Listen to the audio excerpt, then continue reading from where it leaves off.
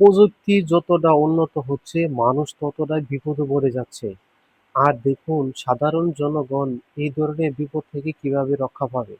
সাধারণ জনগণ অ্যাকাউন্ট সম্বন্ধে, হ্যাকার সম্বন্ধে, ইন্টারনেট ক্লেম সম্বন্ধে কিছু জানে না। তারা শুধু জানে আমাদের টাকা গচ্ছিত থাকবে ব্যাংকে বা অ্যাকাউন্টে। আর এই অ্যাকাউন্ট থেকে হ্যাকাররা অ্যাপস এর মাধ্যমে কিভাবে টাকা লুটে নিচ্ছে। দেখুন ভিডিওটা, ভালো লাগবে, সবার উপকার আসবে। ভিডিওটা ভালো লাগলে শেয়ার করে দেবেন।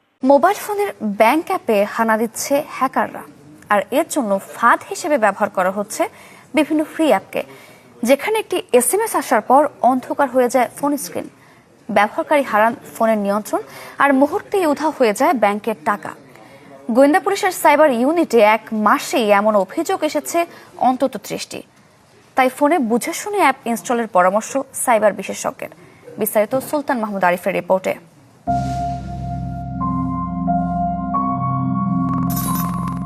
কেউ না কেউ আপনাকে দেখছে, হাতিয়ে নিচ্ছে দরকারি গোপন তথ্য, নিয়ন্ত্রণে নিচ্ছে হাতে থাকা স্মার্টফোনের, এরপর লোপাট করে ফেলছে ব্যাংক অ্যাকাউন্টে থাকা সব টাকা।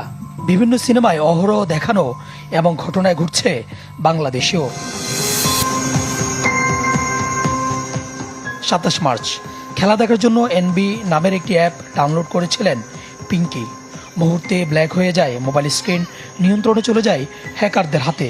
আর ঠিক সেই সময়েই শুরু হয় ব্যাংকের অ্যাপ থেকে অর্থ হাতিয়ে নেওয়ার অপারেশন।